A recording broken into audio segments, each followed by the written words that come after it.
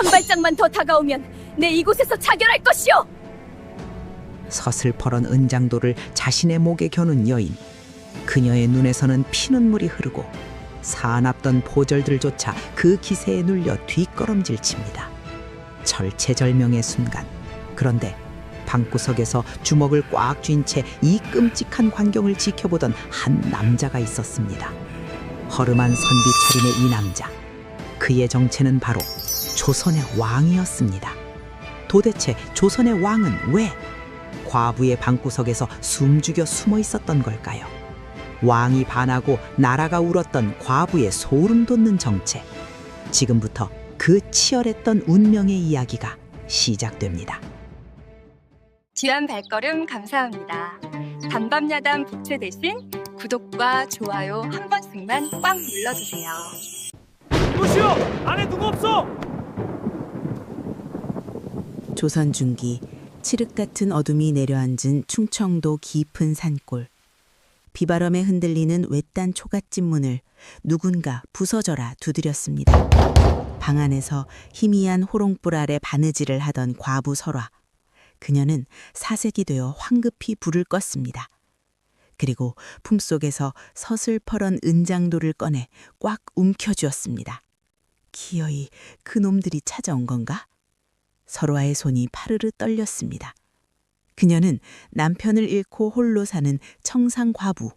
이 야심한 밤 인적 드문 산속 과부집에 사내가 온 건 곧 죽음 아니면 치욕을 의미했기 때문입니다. 지나가던 과객인데 비바람에 길을 잃었소. 제발 문 좀 열어주시오. 설하는 은장도를 겨눈 채 도끼 어린 목소리로 외쳤습니다. 썩 물러가시오. 과부 혼자 사는 집에 사내라니 당치 않소. 내 그대에게 해를 끼치려는 게 아니오.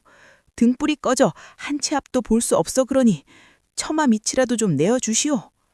사내의 목소리는 절박했습니다. 그는 바로 자맹을 나왔다 고립된 조선의 임금이었습니다. 평복을 입은 임금은 빗물에 흠뻑 젖어 떨고 있었지요. 하지만 설화는 요지부동이었습니다. 사내의 목소리를 듣자 하니 아린마을 사또가 보낸 놈이구나. 내 오늘 혈입 깨물고 죽을지언정 문은 열지 않을 것이다. 그때였습니다. 문 밖에 임금이 나직하게 위험 있는 목소리로 물었습니다. 사또라니 그게 무슨 말이오? 설화는 멈칫했습니다. 사또의 부하들이라면 당장 문을 부수고 들어왔을 터인. 그런데 이 사내는 문 밖에서 꼼짝 않고 비를 맞고 있었습니다. 그리고 이어진 사내의 한마디가 설화의 귀를 때렸습니다. 그리고 내가 멈춘 건 비 때문만이 아니오. 방 안에서 들려오던 누군가를 위한 간절한 기도 소리 때문이었소. 설화의 눈동자가 흔들렸습니다. 은장도를 쥔 손에 힘이 풀리며 굳게 닫혀있던 빗장에 손이 갔습니다. 끼 녹슨 문이 열리며 번개가 번쩍이는 찰나 비에 젖은 임금과 은장도를 든 과부의 눈이 허공에서 마주쳤습니다. 문이 열렸습니다. 촛불 하나가 흔들리고 있었지요. 그 불빛 아래 한 여인이 서 있었습니다. 임금은 그 순간 숨이 멎는 듯 했지요. 25쯤 되어 보이는 설화는 소복을 입고 있었지만 그 깊음만은 감출 수 없었습니다. 달빛 같은 피부에 가늘게 떨리는 속눈썹, 그리고 맑은 눈동자가 임금을 바라보고 있었지요. 들어오십시오. 설화의 목소리는 낮았지만 어딘가 떨리고 있었습니다. 임금은 조심스럽게 문지방을 넘었지요. 방 안은 좁았지만 깨끗했고 구석에는 낡은 이불이 있었습니다. 설화가 촛불을 들고 임금의 얼굴을 살폈지요. 선비님이십니까? 그로써 길을 잃고 헤매다가 임금은 몸에 흠뻑 젖은 옷을 보며 말했습니다. 설화는 잠시 망설이다가 안으로 들어가 헌 옷가지 하나를 가져왔지요. 이것으로 갈아입으십시오. 돌아간 만편의 옷이지만. 설화의 목소리가 잠깐 흔들렸습니다. 임금은 옷을 받아들고 고개를 숙였지요. 고맙소. 설화가 뒤를 돌아 있는 사이 임금은 젖은 옷을 벗고 마른 옷으로 갈아입었습니다. 어찌된 일인지 옷에서 은은한 쑥냄새가 났지요. 설화가 정성스럽게 보관해온 흔적이었습니다. 임금은 가슴 한편이 먹먹해졌지요. 다 입으셨습니까? 그로써 설아가 돌아앉았습니다. 촛불 아래 두 시선이 마주쳤지요. 설아는 황급히 고개를 돌렸습니다. 아까 밖에서 들으니 누군가를 위해 기도하셨는데 임금이 조심스럽게 물었습니다. 혹시 돌아가신 낭군을 위해서였소? 설아는 고개를 저었지요. 아닙니다. 그럼? 설아는 잠시 망설이다가 입을 열었습니다. 나라님을 위해 빌고 있었습니다. 임금은 깜짝 놀라 설아를 바라보았지요. 나라님이라니 어찌하여. 설아의 눈가에 눈물이 맺혔습니다. 이 천한 백성이 나라님께 드릴 건 기도밖에 없으니까요. 나라님이 건강하셔야 백성들도 편안하지 않겠습니까? 임금은 말문이 막혔습니다. 가난하고 외로운 처지에 나라를 위해 기도하는 백성이 있다니. 임금의 눈시울이 뜨거워졌지요. 고맙소. 임금은 겨우 그 말만 할 수 있었습니다. 그때였습니다. 설아의 배에서 소리가 났지요. 설아는 황급히 배를 움켜쥐며 얼굴을 붉혔습니다. 임금도 그제야 자신이 배고프다는 걸 깨달았지요. 혹시 먹을 것이 있겠소? 설아는 잠시 머뭇거렸습니다. 조금만 기다려 주십시오. 설아가 일어나 부엌으로 갔지요. 임금은 그 뒷모습을 보다가 문득 부엌 쪽을 살폈습니다. 쌀떡이 보였지요. 그런데 쌀떡 뚜껑이 열려 있고 안은 텅 비어 있었습니다. 임금의 가슴이 내려앉았지요. 한참 후 설아가 무언가를 들고 돌아왔습니다. 작은 대접에 담긴 것은 삶은 감자 2개와 물이었지요. 변변치 못해 죄송합니다. 설아의 목소리가 떨렸습니다. 임금은 감자를 바라보았지요. 설아의 손톱에는 흙이 묻어 있었습니다. 방금 밭에 나가 캔 것이 분명했지요. 그것도 아마 씨감자였을 것입니다. 임금은 조심스럽게 감자 하나를 입에 넣었습니다. 따뜻했지요. 그리고 달았습니다. 평생 수라상에서 온갖 쥔귀한 음식을 먹어왔지만 이보다 더 귀한 음식은 없었지요. 임금의 눈에서 눈물이 흘러내렸습니다. 왜 우십니까? 설아가 놀라 물었습니다. 임금은 고개를 저었지요. 아니요, 그저 이렇게 귀한 대접을 받아서. 설아는 고개를 숙였습니다. 귀하기는요, 변변찮은 것을. 임금은 남은 감자를 천천히 먹었습니다. 그리고 물 한 그릇을 다 마셨지요. 설아도 자신의 몫을 조금씩 먹었습니다. 두 사람은 말없이 앉아 있었지요. 밖에서는 여전히 빗소리가 들려왔고 촛불은 바람에 흔들리고 있었습니다. 임금은 이 여인이 궁금해졌지요. 어떤 사연으로 이 산골에서 홀로 살고 있는가? 왜 사또를 두려워하는가? 그리고 왜 이렇게 가난한데 나라를 위해 기도하는가? 임금이 입을 열던 순간이었습니다. 콰당! 밖에서 무언가 쓰러졌지요. 설아의 얼굴이 하얗게 질렸습니다. 누가... 설아가 벌떡 일어났습니다. 촛불을 든 설아의 손이 떨렸지요. 임금도 긴장한 채 귀를 기울였습니다. 밖에서 발소리가 들려왔지요. 누군가 집 주변을 지나갔습니다. 똑똑똑 문을 두드리는 소리가 들렸지요. 박씨, 괜찮으시오? 남자의 목소리였지요. 설아의 얼굴이 새하얗게 질렸습니다. 임금은 설아를 바라보며 작은 목소리로 물었지요. 누구요? 마을 사람입니다. 최서방이라고. 설아의 목소리가 떨렸습니다. 박씨, 이 폭풍 후에 지붕은 괜찮으시오? 걱정되어 지나가다 들렀소. 남자의 목소리는 걱정스러웠지요. 설아는 문 앞으로 가지 않고 그 자리에 서서 대답했습니다. 괜찮습니다. 돌아가십시오. 정말 괜찮으시오? 확인이라도. 필요 없습니다. 고맙지만 돌아가 주십시오. 설아의 목소리가 급해졌지요. 잠시 침묵이 흘렀습니다. 최서방이 돌아가려는 것 같았지요. 그때였습니다. 임금이 기침을 했지요. 콜록. 작은 기침 소리였지만 밖에서는 또렷하게 들렸습니다. 밖이 조용해졌지요. 설아는 임금을 보며 눈을 떴습니다. 임금도 자신의 실수를 깨달았지요. 한참 동안 아무 소리도 들리지 않았습니다. 그때 최서방의 목소리가 들렸지요. 박씨, 혹시 안에 남자가 있어? 설아는 대답하지 못했습니다. 입술만 파르르 떨렸지요. 임금도 숨을 죽였습니다. 침묵이 흘렀지요. 설아는 황급히 촛불을 껐습니다. 방 안이 순식간에 잠겼지요. 밖에서 최서방의 발소리가 들렸습니다. 천천히, 천천히. 사라질 때까지 한참이 걸렸습니다. 설아는 주저앉고 말았습니다. 어둠 속에서 흐느꼈지요. 끝났어요. 다 끝났어요. 임금은 어둠 속에서 설아 곁으로 다가갔습니다. 제 잘못이요.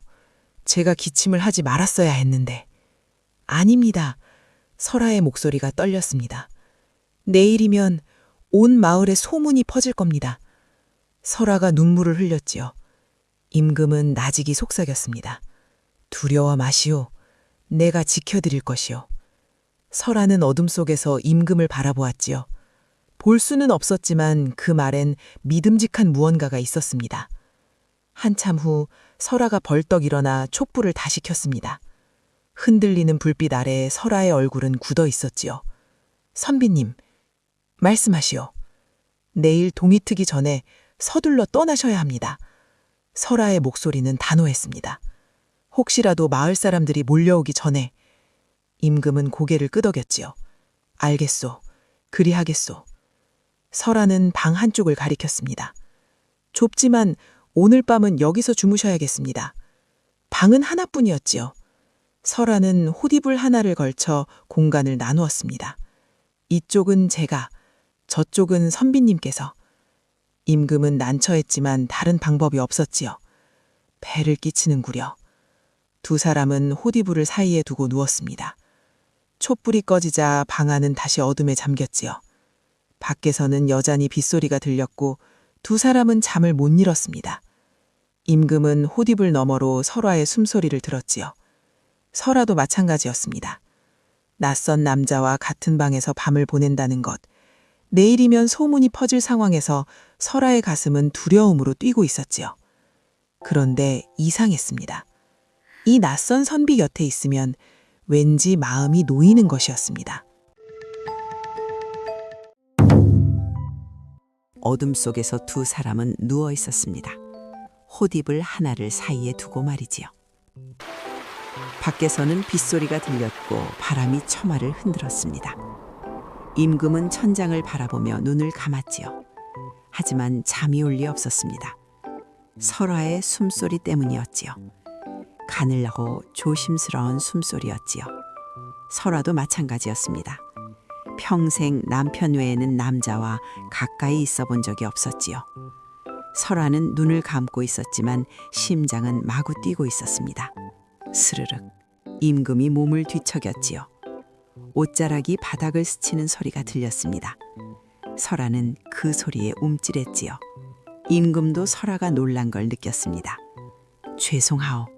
임금이 작은 목소리로 말했지요. 아닙니다. 설아의 목소리도 떨렸습니다. 침묵이 흘렀지요. 두 사람은 가만히 누웠습니다. 서로의 존재가 너무나 또렷하게 느껴졌지요. 임금은 호디불 너머로 설아의 윤곽이 보였습니다. 달빛이 창틀 사이로 스며들어 방 안을 밝히고 있었지요. 여인의 어깨선과 검은 머리카락이 보였습니다. 임금은 황급히 고개를 돌렸지요. 이런 생각을 해서는 안 돼. 설아도 마찬가지였습니다. 호디불 너머로 남자의 기척이 느껴졌지요. 낯설지만 이상하게 편안했습니다. 두려워해야 하는데 안심이 됐지요. 그때였습니다. 밖에서 다시 인기척이 났지요. 사각사각 누군가 걷고 있었습니다.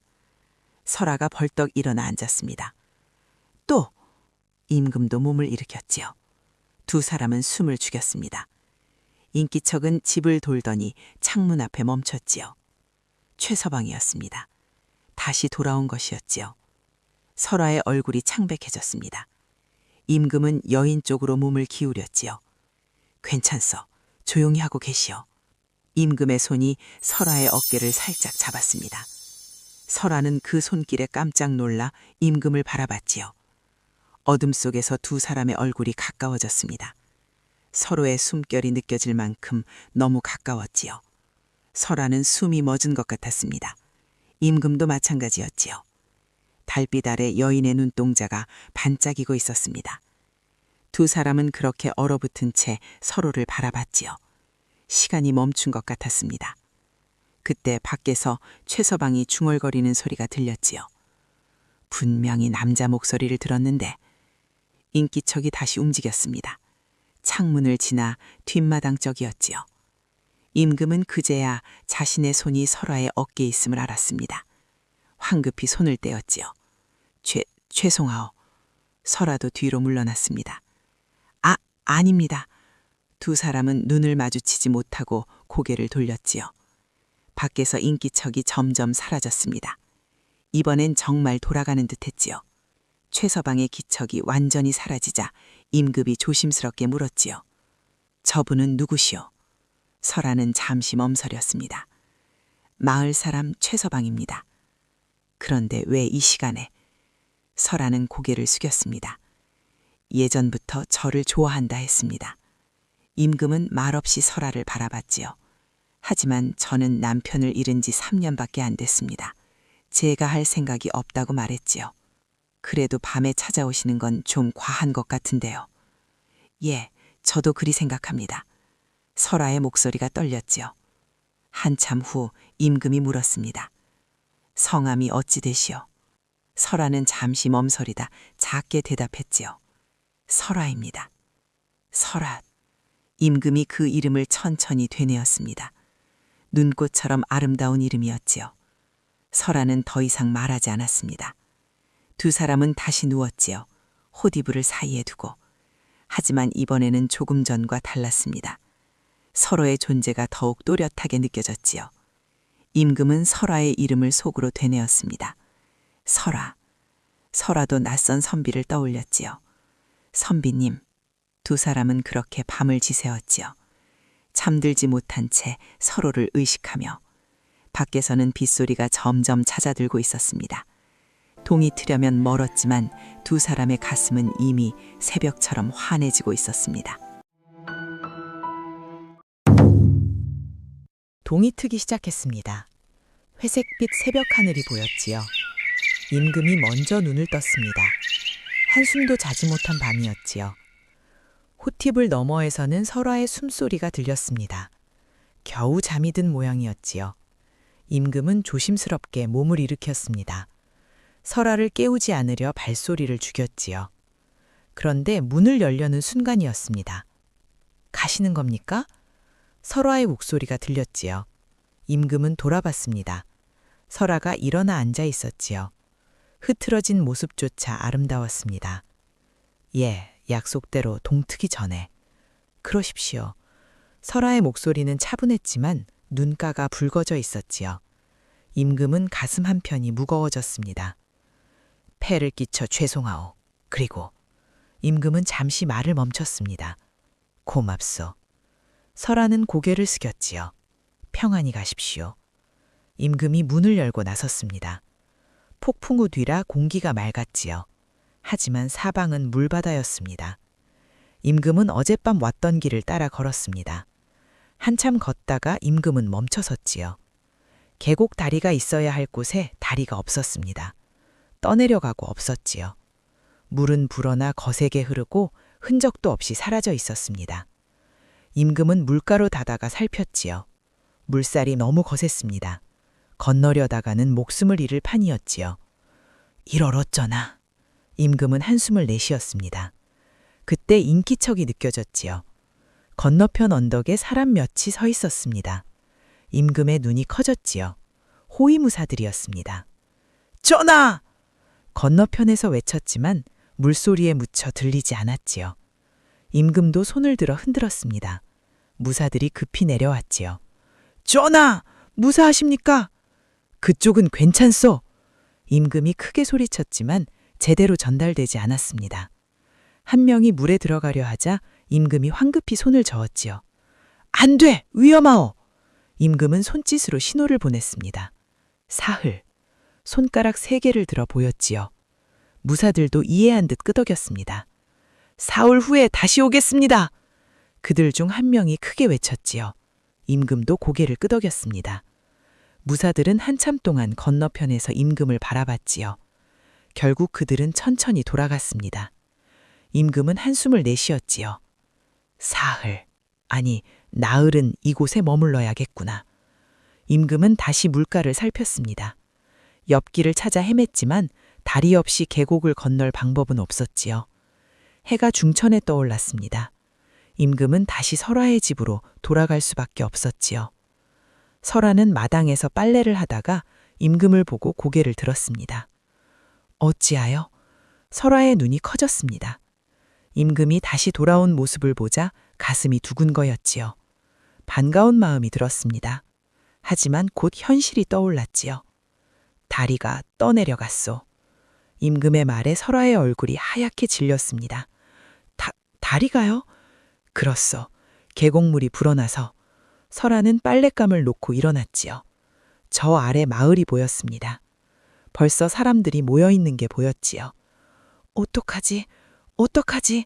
설화의 목소리가 떨렸습니다. 임금이 다가갔지요.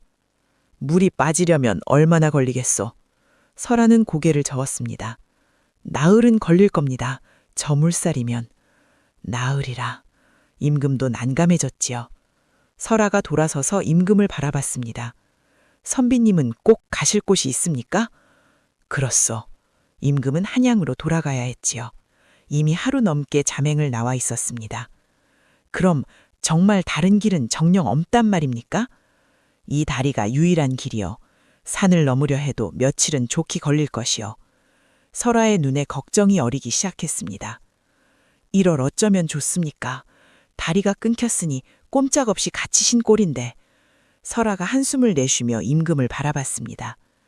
최서방이 이미 소문을 퍼뜨렸을 텐데 더 머무시다 선비님께도 화가 미칠까 두렵습니다. 임금은 자신보다 자신의 안위를 걱정하는 설화의 고운 마음씨에 가슴이 뭉클해졌습니다. 덜이여 내가 부인께 누를 끼치고 있구려. 아닙니다 선비님. 어려움에 처한 이를 외면하지 않은 건 당연한 도리였습니다. 두 사람은 말없이 서로를 바라봤습니다. 임금이 설화의 손을 살며시 잡으려다 멈췄습니다. 나흘 후에 물이 빠지면 반드시 길을 떠나겠소. 그리고 부인의 명예와 안위는 내가 목숨 걸고 지켜낼 것이오. 설화는 그 단호한 눈빛에 불안하던 마음이 조금씩 잦아들었습니다. 방법이라니요? 지금은 다 말할 수 없으나 내 이름 석자를 걸고 반드시 그리 할 것이오. 임금의 목소리에는 흔들림 없는 위엄이 서렸지요. 설화는 비로소 작게 미소를 지어 보였습니다. 예, 믿겠습니다. 두 사람은 흐르는 강물을 보며 서로의 곁을 지켰습니다. 두 사람 사이에는 그보다 깊은 신뢰가 피어나고 있었지요. 그날 오후였습니다. 설화는 물동이를 들고 집을 나섰지요. 설화는 산길을 내려가 마을 우물가로 향했습니다. 평소 같으면 아무렇지 않게 갈 수 있는 길이었지요. 하지만 오늘은 발걸음이 무거웠습니다. 우물가에 가까워지자 여인들의 웃음소리가 들렸습니다. 설화가 모습을 드러내는 순간이었지요. 웃음소리가 뚝 끊겼습니다. 우물가에 모여있던 여인 넷이 설화를 바라봤지요. 설화는 고개를 숙이고 우물가로 다가가 작게 인사했지만 아무도 대답하지 않았습니다. 여인들은 서로 눈빛만 주고받았지요. 설화는 두레박으로 물을 길기 시작했습니다. 손이 떨렸지요. 물이 자꾸 흘렀습니다. 뒤에서 속닥속닥 소리가 들렸습니다. 최서방이 그러던데. 설화는 입술을 깨물었습니다. 물동이를 채우려 했지만 손이 제대로 움직이지 않았지요. 그때 한 여인이 지나가며 말했습니다. 다리 끊어졌다며 언제 다시 놓이려나? 다른 여인이 대답했지요. 사흘은 걸린다던데 그동안... 말끝을 흐렸지만 그 의미는 분명했습니다. 설아의 얼굴이 창백해졌지요. 물동이를 반도 채우지 못한 채 설아는 서둘러 자리를 떠났습니다. 뒤에서 킥킥 웃음소리가 터져 나왔지요. 설아는 산길을 올라가며 눈물을 흘렸습니다. 집에 거의 다 왔을 때 설아는 멈춰섰습니다. 눈물을 닦았지요.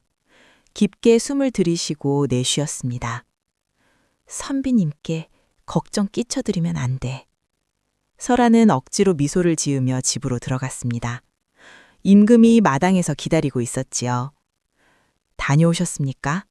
임금이 물었습니다. 예, 괜찮습니다. 설아가 밝게 대답했지요. 하지만 임금은 알아차렸습니다. 설아의 눈가가 붉게 부어 있다는 것을. 설아는 애써 밝은 척 대답했습니다. 하지만 임금은 보았습니다. 붉게 부어 있는 그녀의 여린 눈가와 잘게 떨리는 어깨를 말이지요. 임금은 아무 말 없이 다가가 설아의 손에 들린 무거운 물동이를 건네받았습니다. 그 찰나 두 사람의 손끝이 살짝 맞닿았지요. 예상치 못한 온기에 설아의 심장이 덜컥 내려앉았지요. 임금은 차마 손을 떼지 못한 채 그저 묵묵히 물동이를 받아들었습니다. 스치는 바람마저 멈춘 듯 짧고도 긴 정적이 흘렀고 설아의 고운 뺨 위로 발그레한 흥조가 번져갔습니다. 아무런 말도 나누지 않았지만 맞닿은 손끝을 통해 임금의 깊은 위로가 설아의 마음속으로 스며들었지요. 어느덧 해는 서산으로 넘어가고 있었습니다. 붉게 물든 노을만이 두 사람의 어깨 위로 소리 없이 내려앉았습니다. 한참 동안 두 사람은 아무런 말이 없었지만 정막 속에서도 서로의 온기가 꽃잎처럼 전해지고 있었지요. 그날 노을이 붉게 지는 저녁, 임금이 조심스럽게 입을 열었습니다. 타오르는 저녁 노을이 두 사람의 그림자를 길게 늘어뜨렸지요. 그 고요한 풍경 속에서 임금의 목소리가 낮게 울렸습니다. 설아 부인, 잠시 물어볼 것이 있소. 임금의 조심스러운 물음에 설아의 눈동자가 흔들렸습니다. 남편분은 어찌 세상을 이리도 일찍 떠나셨소? 나직이 흐르는 그 목소리엔 비난이나 호기심이 아닌 그녀의 아픔을 함께 나누려는 깊은 진심이 담겨 있었지요. 설아는 떨리는 시선으로 임금을 바라보았습니다. 금방이라도 눈물이 쏟아질 듯 애처로운 눈망울이었지요. 남편은 선비였습니다. 설아의 목소리가 떨렸습니다. 똑똑하고 착하고 정직한 사람이었지요. 설아가 잠시 말을 멈췄습니다. 눈물이 차올랐지만 참았지요. 3년 전 살던 고을에 새로운 사또가 왔습니다. 설아의 목소리가 차가워졌습니다. 그 사또는 탐욕스러운 사람이었습니다. 백성들에게 세금을 2배로 거두고 배를 채웠지요. 임금은 주먹을 쥐었습니다. 남편은 그걸 보고 참지 못했습니다. 글을 써서 상부에 고발하려 했지요. 그래서 설아가 끊어졌습니다. 눈물이 흘러내렸지요. 설아는 황급히 눈물을 닦았습니다. 죄송합니다. 제가 괜찮소. 천천히 말씀하시오. 임금이 설아를 바라봤지요. 설아는 눈물을 닦고 다시 말을 이었습니다. 남편을 잡아갔습니다. 그리고 거짓으로 역적 누명을 씌웠지요. 임금의 얼굴이 굳어졌습니다. 역적이라니. 증거를 조작했습니다. 남편이 역모를 꾀했다고, 왕을 해하려 했다고. 설아가 또 흐느꼈지요. 하지만 이번에는 눈물을 닦지 않았습니다. 아무도 믿지 않았습니다. 남편이 그런 사람이 아니라는 걸 다들 알았지만 사또가 무서워 아무도 나서지 않았습니다. 그래서 어찌 되었소? 임금의 목소리도 떨렸습니다. 곤장을 맞았습니다. 100대를. 설아가 눈을 감았지요. 저는 남편이 곤장 맞는 걸 지켜봐야 했습니다. 그리고 설아의 목소리가 완전히 끊어졌습니다. 한참 후에야 다시 말을 이었지요. 사흘 후에 죽었습니다. 마지막으로 제 손을 잡고 억울하다고 했습니다. 임금의 눈에서 눈물이 흘러내렸습니다. 설아는 그런 임금을 보고 황급히 말했지요. 선비님, 제가 괜한 말씀을 드려서. 아니요. 임금이 고개를 저었습니다. 계속 말씀하시오. 설아는 한숨을 내쉬었습니다. 그 후로 저는 남편의 억울함을 풀어주고 싶었습니다. 한양으로 가서 임금님께 직접 호소하고 싶었지요. 왜 못 가셨소? 설아가 쓴 웃음을 지었죠. 남편이 죽고 나서 집도 땅도 전부 빼앗겼습니다. 사또가 역적의 재산이라며 가차없이 몰수했지요. 그리고는 제게 수청을 들라 명했습니다. 자신의 첩으로 들어앉으라면서요. 설아의 목소리가 파르르 떨렸습니다. 그래서 이곳 깊은 산골로 도망쳐 왔죠. 설아는 또 눈물을 닦았습니다. 그런데 말입니다. 설아의 목소리가 떨렸지요. 몇 달 전에 그 사또가 이 고을로 부임해 왔습니다. 임금의 눈이 커졌습니다. 같은 사람이라는 말이오? 예, 최판서. 그자가 이제 이 고을을 다스리고 있습니다. 설아가 쓴 웃음을 지었지요. 피해서 왔는데 결국 또 만나게 되었습니다. 여전히 백성들을 괴롭히고 있지요. 죄송합니다, 선비님. 제 하소연을 들어주셔서 부담이 되셨을 텐데. 아니요. 임금은 설아를 똑바로 바라봤습니다. 임금은 그 이름을 마음속 깊이 새겼지요. 설아 부인. 예, 제가 반드시 부인의 억울함을 풀어드리겠소. 설아는 고개를 저었습니다. 선비님 괜찮습니다. 선비님 한 분이 무엇을 하시겠습니까? 제가 이런 말씀을 드려 부담만 드렸습니다. 아니요. 임금의 목소리가 단호했습니다. 제가 반드시 해내겠소. 설아는 임금의 눈을 바라봤지요. 그 눈빛에는 이상한 힘이 있었습니다. 마치 정말로 해낼 수 있을 것 같은. 고맙습니다, 선비님. 설아가 작게 웃었습니다. 평생 처음으로 누군가가 자신의 편이 되어준 것 같았지요. 남편이 죽은 후로 줄곧 혼자였습니다. 아무도 도와주지 않았고 아무도 믿어주지 않았지요. 하지만 이 낯선 선비는 달랐습니다. 믿음직했고 따뜻했습니다. 두 사람은 오래도록 앉아 있었지요. 저녁 하늘이 붉게 물들고 밖에서는 벌레 우는 소리만 들렸습니다. 임금은 생각했습니다. 최판서, 그자를 반드시 벌하리라. 설아 남편의 누명을 벗기리라. 설아도 생각했습니다. 이분은 대체 누구실까? 왜 이렇게 마음이 놓일까? 밤은 깊어가고 있었습니다. 그날 밤 고을 관아의 사랑방. 창호지문 너머로는 풀벌레 소리 하나 들리지 않는 끈적하고 무거운 정적만이 감돌고 있었습니다. 방 안에는 기름진 얼굴의 최판서가 삐딱하게 앉아 홀로 술잔을 기울이고 있었습니다. 그의 눈앞에는 고을 지도가 펼쳐져 있었는데 그의 시선은 뚫어져라 한 곳, 북쪽 산골짜기에 고정되어 있었지요. 독한 것, 네 년이 언제까지 버티나 보자. 최판서의 손가락이 지도 위에 작은 점을 꾹 눌렀습니다. 그곳은 바로 남편을 잃은 설화가 사는 외딴 오두막이었지요. 최판서는 이미 다 알고 있었습니다. 그녀가 어디에 숨어 있는지, 무엇을 먹고 사는지.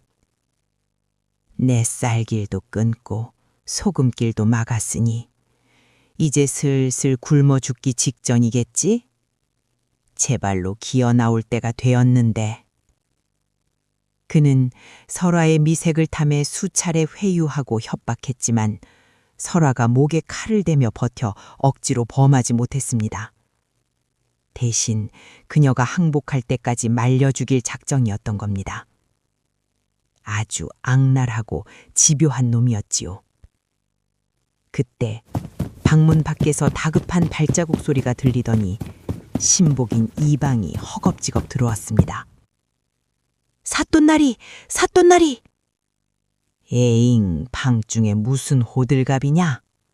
그년이 드디어 배가 고파 살려달라고 빌더냐? 최판서는 느긋하게 술을 들이키며 비직한 웃음을 흘렸습니다. 하지만 이방의 입에서 나온 말은 청천벽력과도 같았습니다. 그게 아니오라. 그 과부집에 사내놈이 들었다고 합니다. 뭐? 뭐라?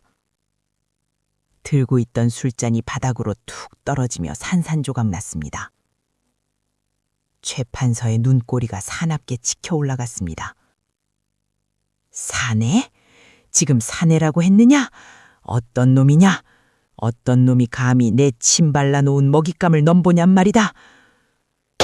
찢어 죽일련. 최 판서가 고함을 지르며 밥상을 걷어찼습니다. 얼굴이 푸르락 질투와 분노로 당장이라도 터질 것만 같았지요. 내 수청은 죽어도 못 듣겠다며 은장도를 꺼내더니 어디서 굴러먹던 개뼈다귀 같은 놈을 방에 들여? 내 당장 가서 그놈의 목을 치고 그년의 머리채를 끌거니라. 최 판서가 벽에 걸린 장검을 뽑으려던 찰나였습니다. 씩씩거리던 그의 동작이 갑자기 뚝 멈췄습니다. 그의 머릿속에 번개처럼 교활한 생각이 스쳐 지나간 것입니다. 분노로 일그러졌던 얼굴에 서서히 소름 끼치는 미소가 번지기 시작했습니다. 잠깐, 가만히 있자. 이거 오히려 잘 된 일 아니냐? 예? 사돈날이 그게 무슨... 이방이 영문을 몰라 눈을 껌떡이자 최 판서가 무릎을 탁 치며 킬킬거리기 시작했습니다. 이런 멍청한 놈아, 아직도 모르겠느냐? 그동안은 그년이 과부의 수절이니 정절이니 핑계를 대서 내가 건드리면 백성들 보기에 모양새가 좋지 않았지. 억지로 끌고 오면 민난이라도 날까 참았던 것인데 이제 제 손으로 외간 남자를 방에 들였으니 그녀는 더 이상 연려가 아니라 환양년이란 말이다. 아, 그렇군요. 풍기문란죄. 과부가 외간 남자와 놀아나 기강을 어지럽혔으니 내 그놈들을 멍석말이하고 그년을 관하로 끌고 올 완벽한 명분이 생긴 것이다. 그는 그토록 기다리던 기회가 왔음을 직감했습니다. 법을 집행한다는 핑계로 그 남자를 죽여 없애고 죄인이 된 설아를 노비로 만들어 자신의 놀이개로 삼을 기회. 누구도 손가락질할 수 없는 완벽한 시나리오였습니다. 이방, 당장 포졸들을 집합시켜라. 예! 내일 날이 밝은 대로 그년의 집을 덮친다. 밧줄과 몽둥이를 챙겨라. 그 방에 있다는 사내 놈은 어찌할까요? 최 판서가 입맛을 다시며 잔인하게 속삭였습니다. 누군지 몰라도 감히 내 여자와 한 방에 있었던 놈이다. 그냥 죽이면 재미없지. 산채로 다리를 분질러 놓을 테니까 그리 알아라. 알겠사옵니다. 역시 사돈나리의 지략은 당해낼 자가 없습니다요.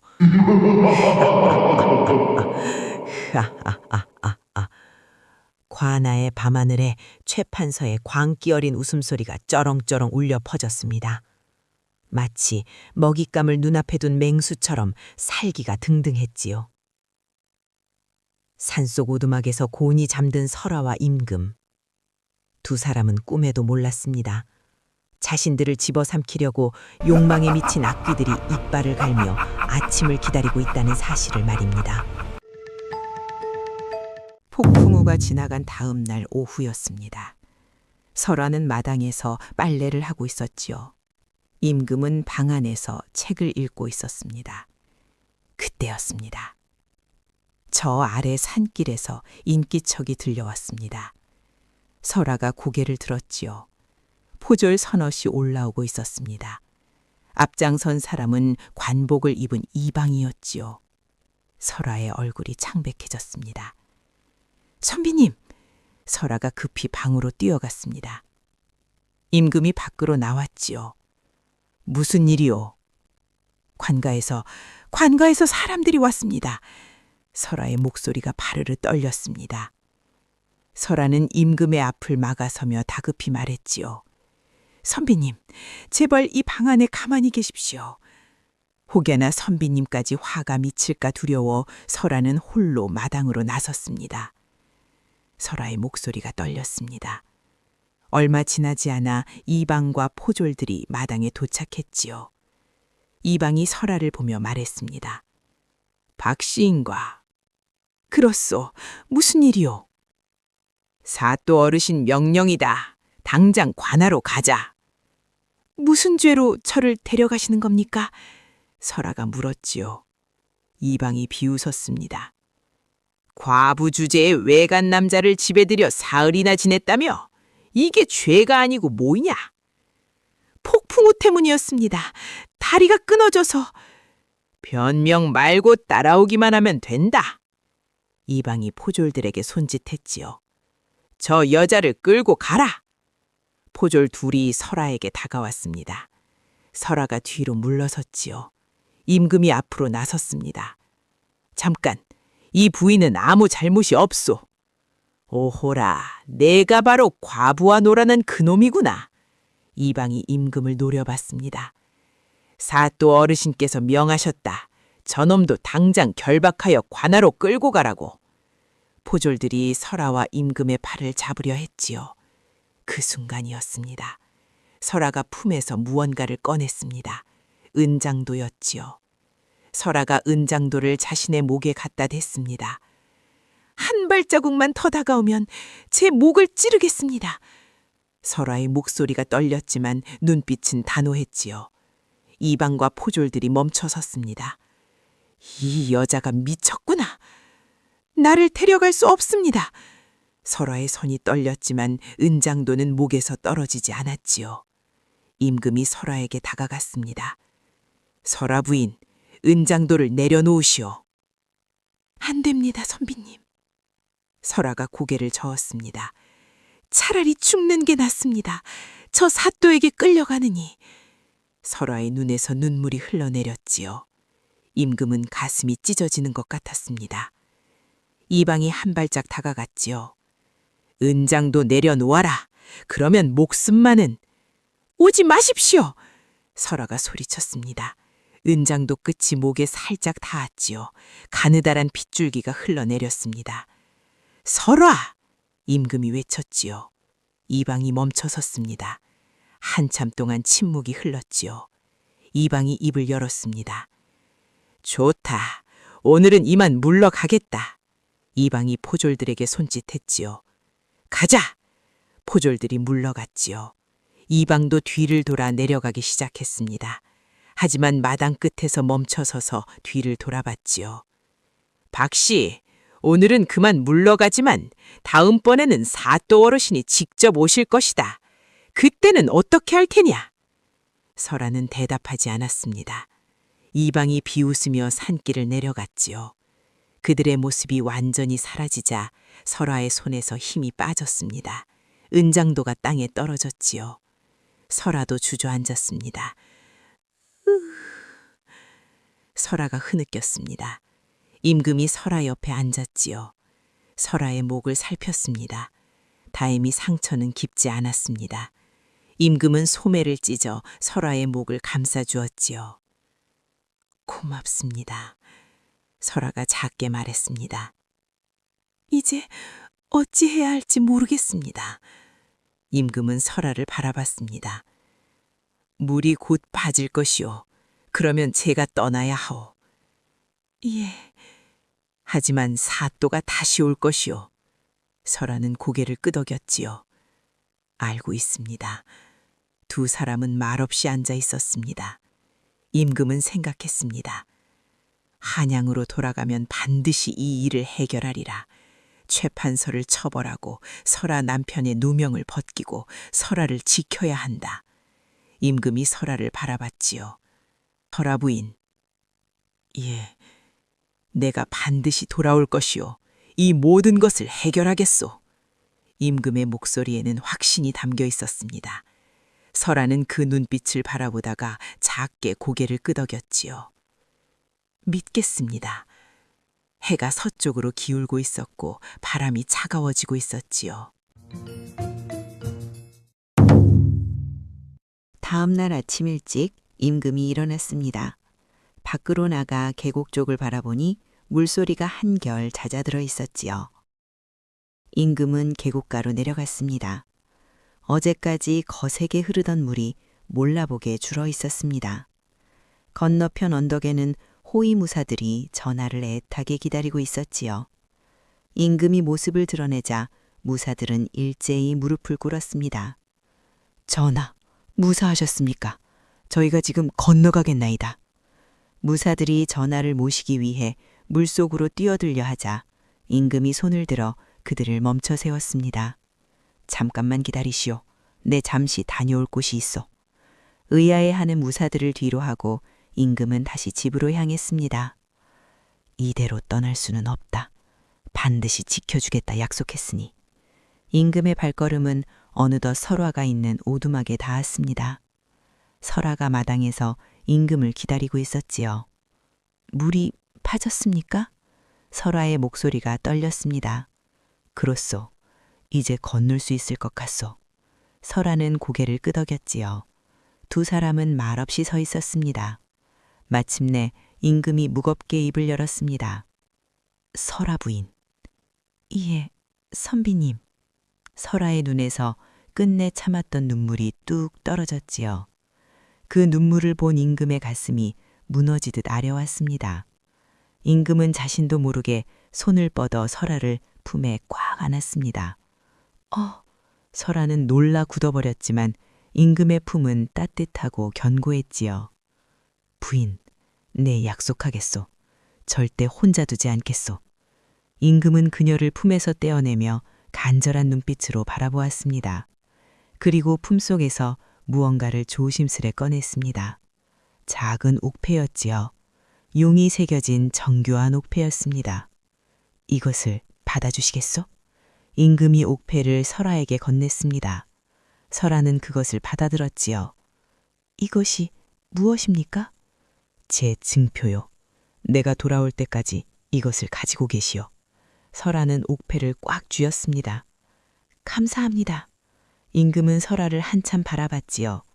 하고 싶은 말이 많았지만 지금은 할 수 없었습니다. 그럼 이만 가보겠소. 평안히 가십시오.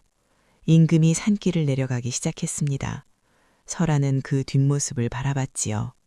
임금이 계곡 쪽으로 사라질 때까지 설화는 옥패를 가슴에 꼭 안았습니다. 꼭 돌아오세요. 임금이 계곡가에 도착하자 무사들은 지체 없이 차가운 물속으로 뛰어들었지요. 전하, 늦었사옵니다. 저희를 딛고 건너시옵소서. 무사들이 겹겹이 에워싸며 임금의 길을 열었습니다. 임금은 무사들의 부축을 받으며 안전하게 물을 건넜지요. 건너편에 도착하자 무사들이 일제히 엎드렸습니다. 전하, 옥체 무사하시니 천만 다행이옵니다. 임금은 위험 있는 목소리로 대답했습니다. 모두 수고했소. 내가 무사하니 안심하시오. 임금은 말을 타기 전 다시 한번 뒤를 돌아봤습니다. 산등성이에 홀로 선 설화의 오두막이 눈에 밟혔지요. 임금은 호위 무사들에게 말했습니다. 당장 한양으로 가야 하오. 하지만 임금이 다시 설화의 집을 바라봤습니다. 나흘 후에 이곳으로 다시 와야 하오. 예? 전하, 무슨 말씀이십니까? 저 집에 살고 있는 부인을 반드시 지켜야 하오. 임금의 목소리가 단호했습니다. 한양으로 가서 어명을 내리고 즉시 이곳으로 돌아올 것이오. 예, 알겠습니다, 전하. 임금 일행은 말을 타고 한양으로 향했습니다. 한편 설화는 텅 빈 집에 혼자 있었지요. 어제까지만 해도 선비님이 계셨는데 설화는 옥패를 꺼내 바라봤습니다. 용이 새겨진 정교한 옥패. 이분은 대체 누구실까? 그때였습니다. 저 아래 산길에서 인기척이 들렸지요. 많은 사람들이 올라오는 소리였습니다. 설화의 얼굴이 창백해졌습니다. 벌써? 설화는 옥패를 품에 넣고 마당으로 나갔습니다. 말을 탄 사람들이 보였지요. 앞장선 사람은 화려한 관복을 입고 있었습니다. 최판사였습니다. 그 뒤로 포졸 10명이 따라오고 있었지요. 설화는 뒤로 물러섰습니다. 하지만 도망갈 곳은 없었지요. 최판서가 말에서 내렸습니다. 설화를 보는 순간 그의 입꼬리가 올라갔지요. 설화, 이제는 도망갈 곳이 없구나. 재판서가 설화에게 천천히 다가왔습니다. 오래간만이구나, 설화. 그동안 잘 지냈느냐? 설화는 공포감에 뒤로 물러섰지요. 가까이 오지 마십시오. 그 잘난 선비놈은 벌써 도망갔고 말이다. 재판서가 비열한 웃음을 지으며 설화를 조롱했습니다. 설화가 울분에 차 사납게 소리쳤지요. 다리가 복구되어 제 갈 길을 떠나신 겁니다. 그래? 정말 그렇다면 왜 너를 혼자 두고 갔느냐? 사내란 다 그런 법이지. 너는 버림받은 것이야. 재판서의 비열한 말에 설아는 대답하지 못했습니다. 가슴이 찢어지는 것 같았지만 선비님을 믿고 싶었지요. 재판서가 포졸들에게 차갑게 손짓했습니다. 무엇하느냐? 저 환양년을 당장 잡아라. 예, 사또마리. 포졸들이 설아를 향해 거칠게 달려들었습니다. 설아가 품에 손을 넣었지요. 은장도를 꺼내려 했습니다. 하지만 재판서가 예상한 듯 먼저 말했습니다. 저번에는 은장도로 버텼지. 하지만 오늘은 다르다. 재판서가 활을 든 포졸을 가리켰지요. 내가 은장도를 꺼내는 순간 화살이 내 손을 꿰뚫을 것이다. 설아의 손이 멈췄습니다. 포졸들이 양팔을 잡았지요. 놓으십시오. 놓으라고요. 설아가 발버둥 쳤지만 소용없었습니다. 재판서가 서로 앞으로 다가왔습니다. 3년 전에도 말했지. 내가 내 첩이 되면 편하게 살 수 있다고. 절대 안 됩니다. 설아가 재판서를 노려봤습니다. 재판서의 얼굴이 일그러졌지요. 아직도 그런 소리를 해? 좋아. 관하로 가서 천천히 생각해봐라. 재판서가 뒤를 돌았습니다. 끌고 가라. 포졸들이 설아를 끌고 가기 시작했습니다. 설아는 저항했지만 힘이 부족했지요. 놓으세요. 놓으라고요. 설아의 외침이 산골에 울려 퍼졌습니다. 하지만 아무도 도와주지 않았지요. 마을 사람들은 멀리서 지켜만 볼 뿐이었습니다. 설아는 끌려가며 뒤를 돌아봤습니다. 자신이 3년 동안 혼자 버텨온 그 집, 그리고 나흘 전 선비님과 지냈던 그 집, 눈물이 흘러내렸지요. 선비님, 선비님. 설아는 품속의 옥패를 만졌습니다. 그것만이 유일한 희망이었지요. 제발, 제발 돌아와 주세요. 재판서 일행은 산길을 내려 마을을 지나 관하로 향했습니다. 설아는 말 뒤에 묶여 걸어가야 했지요. 발이 아팠지만 멈출 수 없었습니다. 마을 사람들이 길가에 서서 구경했습니다. 수군거리는 소리가 들렸지요. 저것 봐라. 결국 잡혀가는구나. 과부 주제에. 설아는 고개를 숙였습니다. 수치스러웠지만 견뎌야 했지요. 한참을 걸어 관아에 도착했습니다. 큰 문이 열리고 설아는 안으로 끌려갔지요. 넓은 마당이 보였고 끝에 사또의 청사가 있었습니다. 포졸들이 설아를 청사 앞에 무릎 꿇렸습니다. 재판서가 의자에 앉았지요. 높은 곳에서 설아를 내려다보았습니다. 재판서가 포졸들에게 명령했습니다. 저 여자를 옥에 가두어라. 예. 포졸들이 설아를 끌고 갔습니다. 어두운 복도를 지나 차가운 옥문이 열렸지요. 설아는 차가운 바닥에 주저앉았습니다. 어둠 속에서 눈물을 흘렸지만 포기하지 않았습니다. 품속에 옥패를 꺼내 꽉 쥐었습니다. 선비님, 꼭 돌아와 주세요. 밖에서는 해가 중천에 떠 있었지만 오가는 어두웠습니다. 설아는 그렇게 기다리기 시작했지요. 다음 날 아침이었습니다. 옥문이 열렸지요. 포졸들이 설아를 끌어냈습니다. 사또 어르신께서 부르신다. 설아는 비틀거리며 일어났습니다. 하룻밤 옥에서 지낸 탓에 몸이 굳어 있었지요. 청사로 끌려간 설아는 다시 최판서 앞에 무릎 꿇었습니다. 최판서가 설아를 내려다 봤지요. 밤새 생각해 봤느냐? 제 대답은 편함없습니다. 설아가 고개를 들어 최판서를 바라봤습니다. 절대 안 됩니다. 최판서의 얼굴이 일그러졌습니다. 이 고집센 년이. 최판서가 자리에서 일어나 설아에게 다가왔지요. 네 남편이 어떻게 죽었는지 기억하느냐? 설아의 몸이 떨렸습니다. 곤장 100대를 맞고 죽었지. 네가 지켜보는 앞에서 말이야. 최판서가 비웃었습니다. 네가 내 말을 듣지 않으면 너도 같은 꼴을 당할 것이다. 저에게 어떻게 하시겠습니까? 아니, 곤장만으로는 부족하겠구나. 최판서가 설아의 턱을 잡아 올렸지요. 설아가 얼굴을 돌렸습니다. 감히! 최판서가 설아의 뺨을 때렸습니다. 찰싹! 설아의 입가에서 피가 흘러내렸지요. 네가 감히 사또인 나를 거역해? 최판서가 다시 손을 들어 올렸습니다. 그때였습니다. 밖에서 소란스러운 소리가 들렸지요. 사또 어르신! 사또 어르신! 포졸 하나가 급히 뛰어 들어왔습니다. 무슨 일이냐? 최판서가 짜증스럽게 물었습니다. 밖에 한양에서 사람들이 왔습니다. 한양에서? 최판서의 눈썹이 올라갔지요. 누가 왔다는 것이냐? 그게 말을 탄 무사들이 대여섯 명. 포졸의 목소리가 떨렸습니다. 그리고 그 앞에 관복을 입은 분이. 밖에서 말바굽 소리가 멈췄습니다. 관하문이 열리는 소리가 들렸지요. 최판서는 당황했지만 곧 표정을 바로잡았습니다. 한양에서 온 손님이라면 나가서 맞이해야지. 최판서가 밖으로 나가려 했습니다. 그때였습니다. 청사문이 열렸지요. 한 사람이 들어왔습니다. 선비옷을 입고 있었지만 그 뒤로 칼을 찬 무사들이 따라왔지요. 설아가 고개를 들었습니다. 그리고 눈이 커졌습니다. 선비님! 그 사람은 바로 임금이었습니다. 그 모습을 본 임금의 얼굴이 무섭도록 차갑게 굳어졌습니다. 최판서는 처음 보는 사내의 압도적인 기세에 당황했지요. 저놈은 누구냐? 당장 저놈도 포박하라!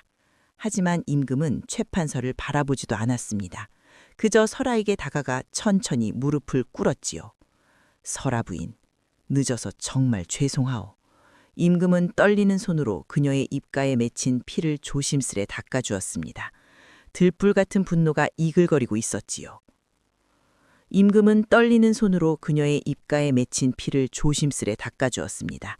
그의 눈에는 슬픔과 함께 들불 같은 분노가 이글거리고 있었지요. 최판서가 소리쳤습니다.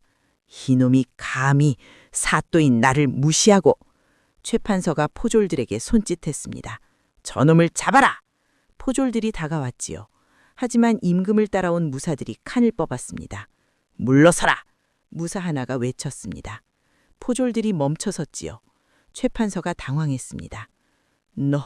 너희들이 누구냐? 임금이 천천히 일어나 최판서를 바라봤습니다. 그리고 품에서 무언가를 꺼냈지요. 금빛 찬란한 어보였습니다. 그 눈부신 빛에 최판서와 포졸들은 눈이 멀듯 깜짝 놀라 그 자리에 얼어붙었지요. 그것은 나라의 주인인 임금만이 가질 수 있는 가장 높은 권위의 상징이었기 때문입니다. 무사들이 일제히 무릎을 꿇었습니다. 주상전하이시다! 최판서의 안색이 순식간에 흑빛으로 변했습니다. 정사 안에 차갑고 무거운 침묵이 내려앉았습니다. 최판서는 넋이 나간 듯 금빛 도장을 바라보았지요. 믿을 수 없다는 표정이었지요. 주상 전하! 그의 입술이 파르르 딸렸습니다. 포졸들도 모두 굳어버렸지요. 무엇들 하느냐? 엎드리지 않고! 호위무사의 호통소리에 포졸들이 엎드렸습니다. 최판서도 허겁지겁 바닥에 머리를 박았지요. 죽을 죄를 지었습니다. 전하! 임금은 차가운 눈으로 최판서를 내려다봤습니다. 최판서, 고개를 들어라. 임금의 목소리는 낮았지만 위엄이 있었습니다. 최판서가 덜덜 떨며 고개를 들었지요. 얼굴은 땀으로 뒤범북이 되어 있었습니다. 내 죄를 네가 알렸다. 전하, 소신은 그저. 재판서는 말을 잇지 못했습니다. 임금이 한 걸음 다가갔지요. 백성을 보살펴야 할 사또가 힘없는 과부를 핍박하고 탐욕을 채우려 했다. 억울하옵니다, 전하. 그 여자는 풍기물난 죄를. 닥쳐라. 임금의 호통에 최판서가 움지 않습니다. 내 놈의 추악한 짓거리를 내가 다 보았다. 3년 전 남편에게 누명을 씌운 것도, 지금 이 여인을 욕보이려 한 것도. 최판서의 눈이 튀어나올 듯 커졌지요. 그걸 어찌?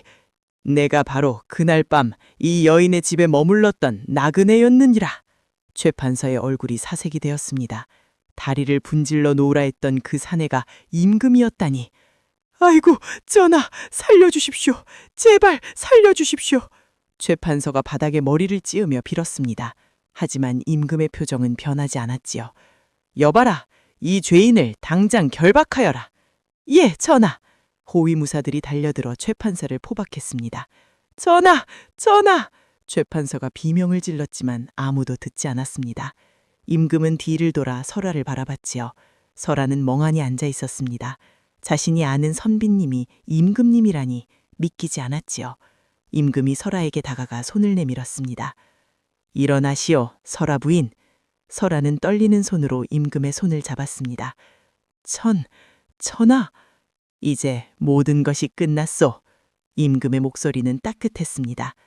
그대의 억울함을 풀어주겠다는 약속 지키러 왔소. 설아의 눈물이 주르륵 흘러내렸지요. 임금은 설아의 손을 꼭 잡아주었습니다. 관아마당에 마을 사람들이 모두 모였습니다. 사또가 끌려 나왔다는 소식에 달려온 것이었지요. 마당 한가운데 최판서가 무릎 꿇려 있었습니다. 그 옆에는 그를 도왔던 이방과 포졸들도 함께 묶여 있었지요. 임금이 청사마루에 앉았습니다. 설아는 그 옆에 서 있었지요.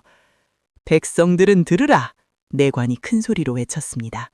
오늘 주상 전하께서 친히 이 고을의 썩은 뿌리를 뽑고 억울한 백성의 한을 풀어주실 것이다. 마을 사람들이 웅성거렸습니다. 임금이 직접 행차하셨다니 꿈만 같은 일이었지요. 임금이 입을 열었습니다. 죄인 최가놈은 사리사욕을 위해 무고한 백성을 죽이고 그 아내를 겁탈하려 했다. 백성들의 고혈을 빨아 자신의 배를 불렸으니 그 죄가 하늘에 닿는다.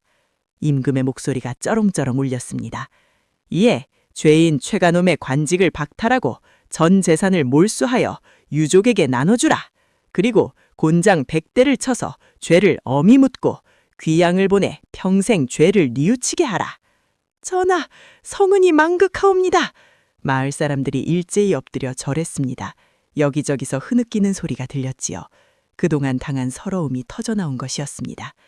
곤장 소리가 관아에 울려 퍼졌습니다. 매우 쳐라! 으악! 재판서의 비명이 들렸지만 아무도 동정하지 않았습니다. 설아는 그 모습을 지켜보며 눈물을 흘렸습니다. 죽은 남편이 생각났지요. 서방님, 보고 계세요? 전하께서 당신의 억울함을 풀어주셨어요. 임금이 설아를 불렀습니다.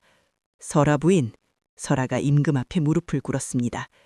그대의 남편은 충직했으나 억울하게 누명을 썼다. 이에 과인은 그 누명을 벗기고 명예를 회복시켜주더라. 전하, 설아는 바닥에 엎드려 통곡했습니다. 3년 동안 맺혔던 한이 녹아내리는 것 같았지요. 임금이 자리에서 일어나 설아에게 다가왔습니다. 그리고 직접 설아를 일으켜 세웠지요. 그만 우시오. 이제는 웃을 날만 있을 것이오. 임금은 손거진을 꺼내 설아의 눈물을 닦아주었습니다. 마을 사람들은 그 모습을 숨죽여 지켜보았지요. 임금님과 과부라니. 하지만 그 모습이 아름다워 아무도 뭐라 할 수 없었습니다. 모든 심판이 끝나고 해가 저물어 가고 있었습니다. 관아마당에는 평온이 찾아왔지요. 다음 날 아침, 임금이 떠날 제비를 냈습니다. 관아 앞에는 수많은 백성이 나와 배웅을 했지요. 임금의 옆에는 가마 한 채가 준비되어 있었습니다. 화려한 가마였지요. 임금이 설아를 불렀습니다. 설아 부인, 다시오. 설아는 머뭇거렸습니다. 전하, 어찌 저를... 내가 지켜준다고 하지 않았어? 임금이 장난스럽게 하지만 다정하게 미소 지었습니다. 내 평생 수라상을 받았으나 그날 밤 그대가 준 감자보다 맛있는 건 없었어. 설아가 놀란 눈으로 바라보자 임금이 부드럽게 물었습니다. 궁에서도 그 감자를 먹을 수 있게 해주겠소? 설아는 임금을 바라봤습니다. 그 눈빛은 여전히 따뜻하고 믿음직스러웠지요. 설아는 얼굴을 붉히며 천천히 고개를 끄덕였습니다. 의시, 분부대로 하겠사옵니다, 전하. 설아가 가마에 올랐습니다. 마을 사람들이 환호했지요. 전하 만세! 마마님 만세! 행렬이 움직이기 시작했습니다. 설아는 가마 창문을 열고 뒤를 돌아봤습니다. 멀어지는 산골 마을, 자신의 눈물과 한이 서린 곳. 하지만 이제는 슬픔이 아닌 추억으로 남을 곳이었습니다. 설아는 품속에 옥패를 꺼내 만지작거렸지요. 서방님, 이제 억울한 마음 다 내려놓고 편히 쉬세요. 저도 이제 슬픔을 거두겠습니다. 임금은 말을 타고 가마 옆을 지켰습니다. 가끔 고개를 돌려 가마 쪽을 바라보며 미소 지었지요. 한양으로 가는 길은 멀었지만 두 사람에겐 꽃길 같았습니다. 그 후로 설아는 궁에 들어가 상궁이 되었고 임금의 총애를 받으며 곁을 지켰다고 합니다. 오늘 단밤 야담이 준비한 이야기는 여기까지입니다. 영상이 재미있으셨다면 복채 대신 구독과 좋아요 한 번씩 꾹 눌러주세요. 저는 다음에도 더 기막힌 조선의 야담으로 찾아뵙겠습니다. 시청해주셔서 감사합니다. 단밤야담 구독과 좋아요 부탁드려요.